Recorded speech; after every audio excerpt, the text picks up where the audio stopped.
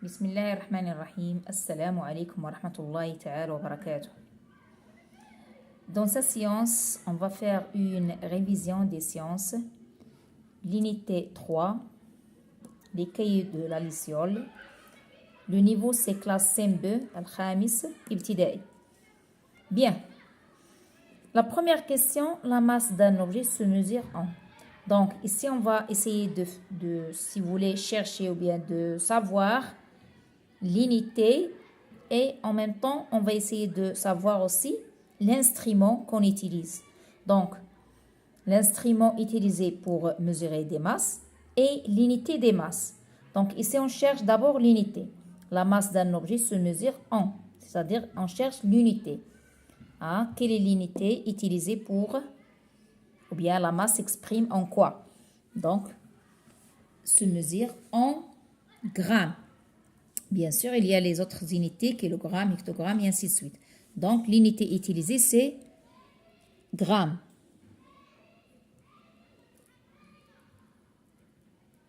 Qu'on note G. D'accord? Bien.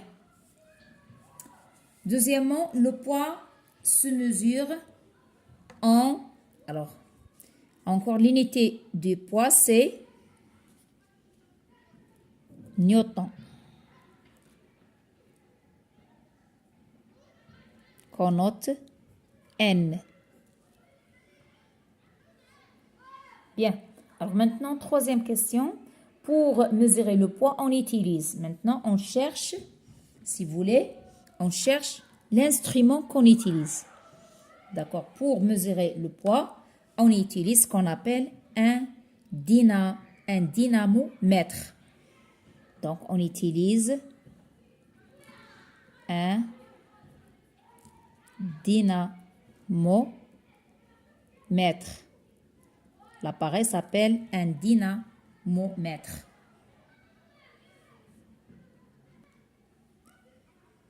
Bien. Et pour mesurer la masse, on utilise bien sûr une balance. Donc, on utilise une balance. Voilà l'instrument. Donc, on a vu les instruments et on a vu les unités. Bien. Cinquième question. Alors, 5.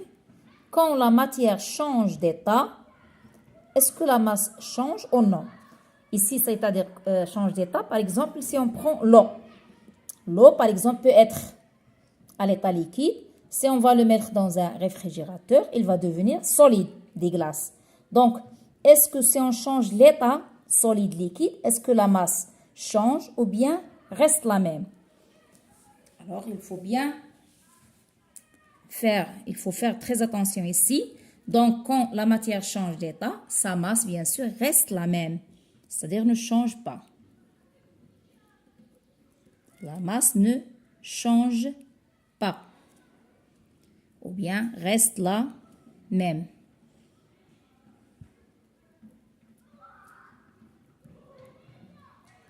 C'est-à-dire ne change pas. Quand la matière change d'état, sa masse reste la même, c'est-à-dire la masse ne change pas.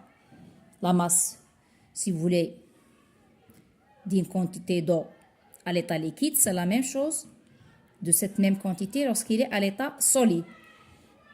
6 complète par homogène ou bien hétérogène. Donc, homogène en arabe, yani متجانس. Hétérogène, غير متجانس. Un mélange, yani khalit. Donc, un mélange homogène ou bien hétérogène est un mélange dont on ne distingue pas les différents constituants.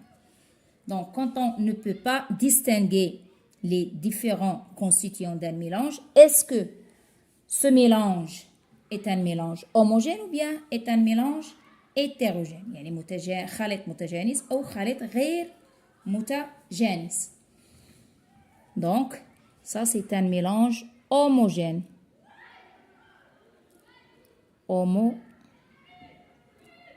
Donc, un mélange homogène est un mélange dont on ne distingue pas les différents constituants. Par exemple, l'eau et le sel. يعني الماء والملح هذا خليط متجانس, c'est-à-dire homogène. C'est-à-dire on ne peut pas distinguer les composants, bien les constituants, bien sûr les constituants de ce mélange, يعني الماء والملح. On ne peut pas les distinguer. Donc c'est un mélange homogène. خليط متجانس. Un mélange homogène. خليط متجانس. Donc est un mélange dont on ne distingue pas les différents constituants. يعني الماء والملح. يعني الملح مذاب في الماء, إذن لا نلاحظ يعني les constituants à l'œil nu. D'accord? Bien.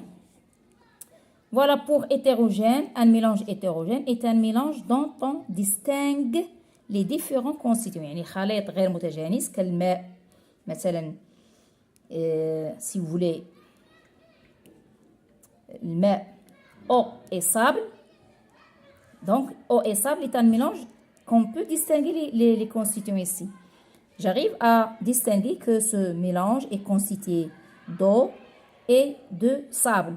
Donc, j'arrive à distinguer les différents constituants. Donc, c'est un mélange hétérogène.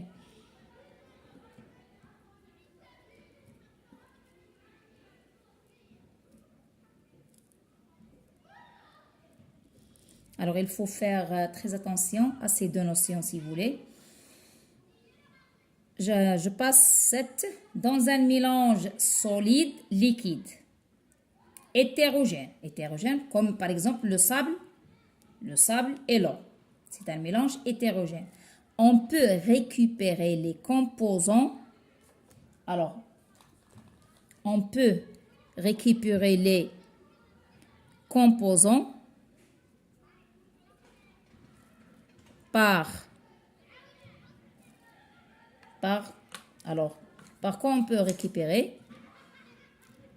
L'opération, si vous voulez, c'est ce qu'on appelle filtration.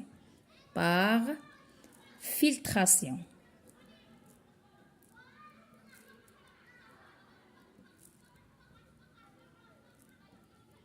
Donc, on peut filtrer, si vous voulez, et comme ça, je vais séparer, si vous voulez, le sable de l'eau. D'accord? Ou bien, une autre méthode, c'est ce qu'on appelle décantation.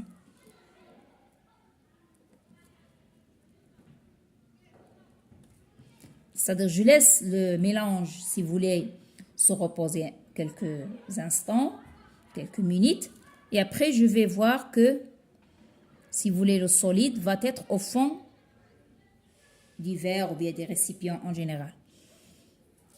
Pour 8, dans un mélange solide-liquide, maintenant homogène. Solide comme le sucre et l'eau. Ça, c'est homogène. On peut récupérer le solide par, donc l'opération c'est évaporation. Par évaporation, تبخر du liquide. تبخر الماء أو السائل بصفة عامة. On peut récupérer le solide par évaporation. Si on va prendre, si vous voulez, solution homogène comme eau et sel, si je vais évaporer ce mélange, bien sûr, l'eau s'évapore et je récupère ici le solide qui est le sel. Alors voilà quelques exercices, si vous voulez, quelques notions, quelques informations sur l'unité 3.